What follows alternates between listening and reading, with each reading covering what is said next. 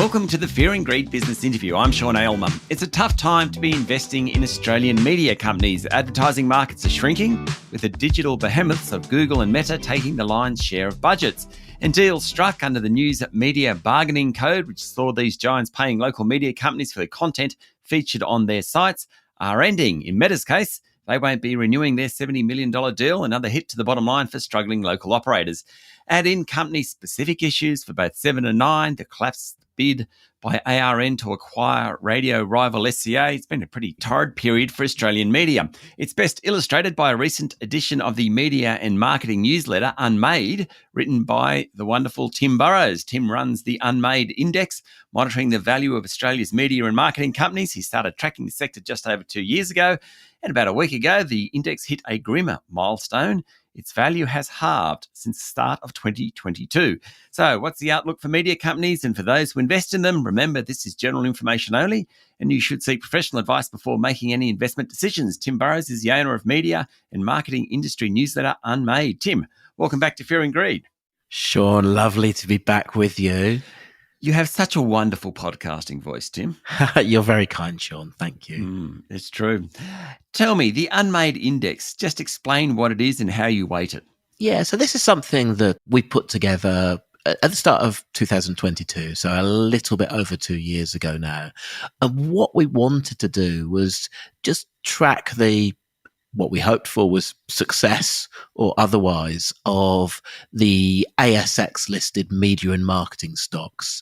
And I know some indexes just do it by price, but we decided also to weight it by size of the business as well. So in other words, there's a greater weighting for Nine Entertainment Co. as one of the bigger media companies than there would be for Pure Profile, which is one of the smaller kind of data companies, but together they contribute to a classic stock index, just like any others. So we started off at a nominal 1,000 points at the start of 2022, and from that point began to chart the movement each day to see how the index was going. And so it's more or less halved in that time. Whereabouts, I suppose, if 9 drops, it's got a heavier weighting, so that's obviously going to hit the index mostly. But just keeping all that in mind, which parts of the index have fallen most? Yeah, you're right to say it's fallen a lot. So we hit that landmark moment of. And again, I'll say again, we started at 1,000 points just 2 years ago. We hit the milestone, and a bad milestone, of going below 500 points just in the last few days, which of course signifies that the overall value of the index, the value of somebody's stocks, if they bought $1,000 worth of stocks, is halved. Those stocks would now be worth $500. And there has been kind of downward movement across the board, but particularly exposed are the broadcasters. Okay, so that's 9 and 7 specifically. Is 10 in it? Because 10's not listed. Yeah, that's 9. It's 7. It's also, and when I say broadcasters, I'm also thinking of the radio broadcast as well. So ARN Media and Southern Cross Stereo. And because 10 is owned by Paramount, at the moment, this index doesn't track US-based stocks, for instance. So I am kind of fascinated by those, not least because, I should say, through my own self-managed super fund, I own shares in most of these companies myself, including some Paramount stocks. So I do track them. But the Unmade Index itself, though, just focuses on ASX listed stocks. Okay, so it demonstrates how poorly they've done. What is the biggest issue confronting the broader sector? Still the digital giants? Yeah, there's a couple of factors going on. You can't discount the rise of the digital giants. So every year that goes by, and this has been the story for getting on for a decade now, the percentage of advertising revenue that comes into the industry leaks across to the platforms. There's more and more all the time. And the big sort of impetus for that at the moment, of course, is a lot of them have become increasingly interested in advertising revenue when it comes to TV streaming. So we've now seen the rise of, obviously, Netflix with an advertising tier. Amazon's Prime Video is just about to launch an advertising tier. So is Paramount Plus, which is 10's sister streaming service. So all of a sudden, there's all of this extra competition for the TV players in where those TV advertising dollars might go. Stay with me, Tim. We'll be back in a minute.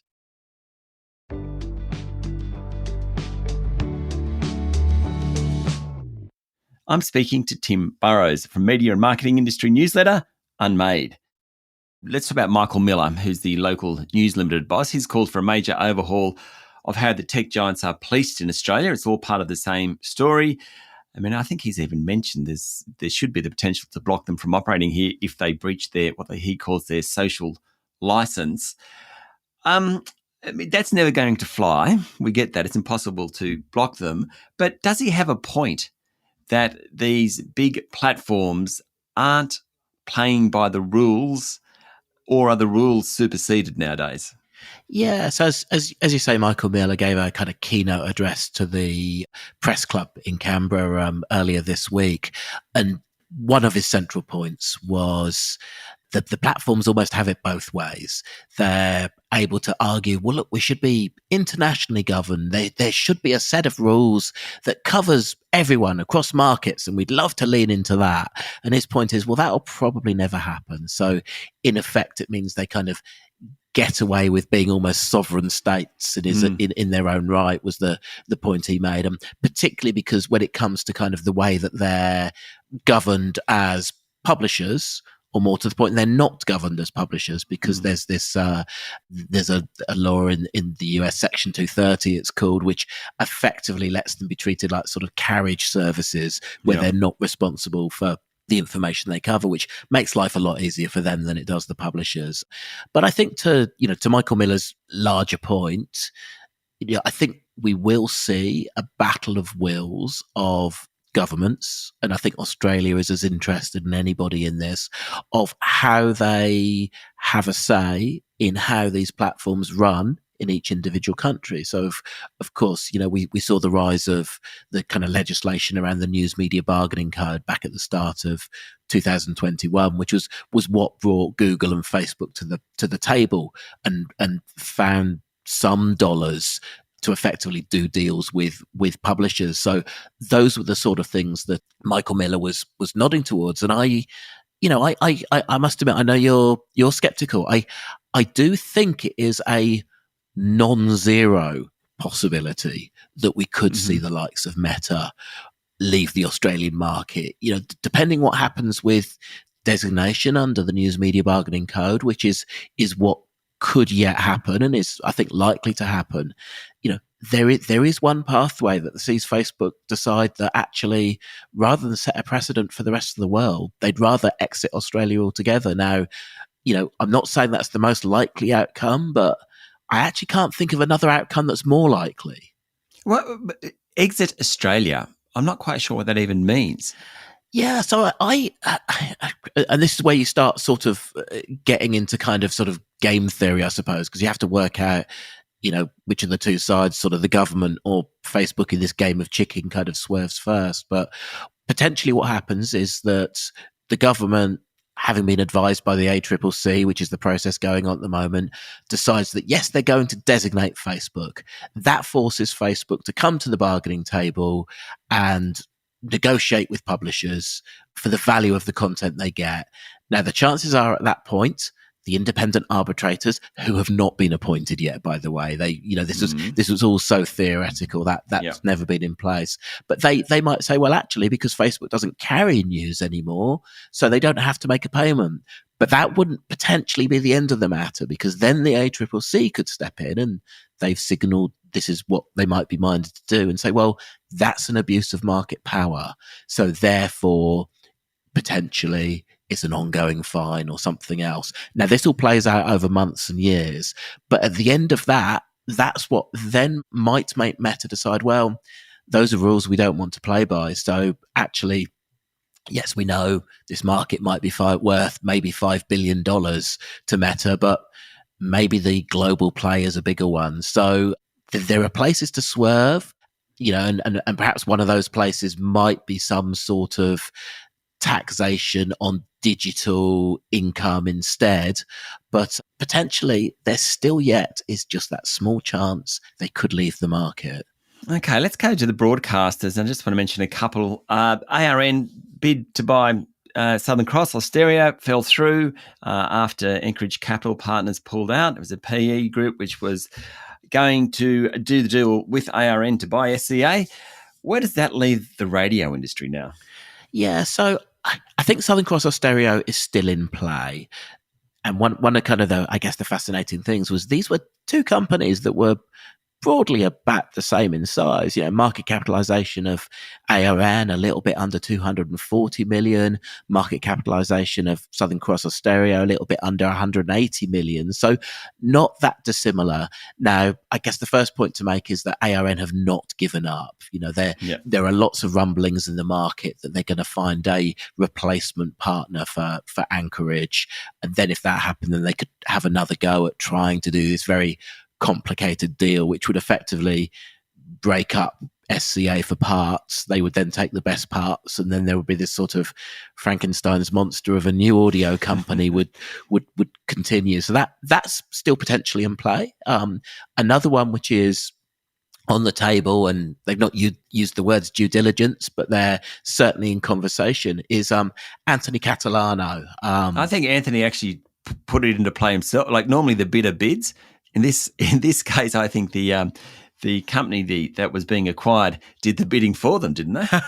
Yes, Anthony Catalano has got this it's a good way of putting it. It's a very unusual proposal, really. What he effectively seems to be proposing is that he'll put most of the assets of Australian Community Media, which is the sort of local publishing house, which he's the proprietor of and co-owner of, most of those assets would fold into SCA with this sort of vision for Southern Cross Austereo, rather than it going for its pure play audio future, which is what it had been talking, would instead become this sort of regional powerhouse. So they would have local news publishing, local radio.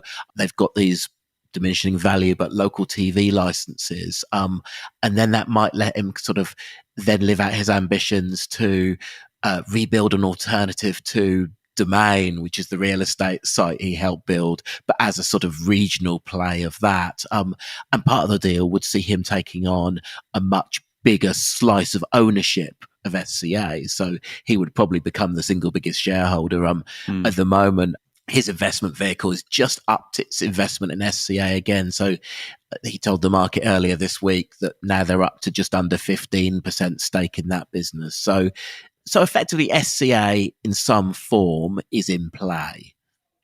Okay, we're out of time, but 9 and 7 are both facing challenges that we've just talked about. They've also individually, so 7 over its Spotlight program, the Bruce Lerman saga, 9 over former news boss Darren Wick, allegations of inappropriate behaviour. None of that stuff helps. What is the long-term prognosis for these big free-to-air channels? Look, if I was to be thinking about investing anymore in television, and I'm not, the single question I'd be asking myself is how much of the woes of the TV networks at the moment are because the advertising cycle, which is down, but it runs through cycles and comes up, and how much is structural, money that just is not going to come back into traditional television again. And I think that gives you your answer on what the prospects of those networks are. Tim, thank you for talking to Fear and Greed. Always a pleasure, Sean. That was Tim Burrowes, the owner of media and marketing industry newsletter Unmade. This is the Fear and Greed business interview. Remember, this is general information only, and you should seek professional advice before making investment decisions. Join us every morning for the full episode of Fear and Greed, daily business news for people who make their own decisions. I'm Sean Aylmer. Enjoy your day.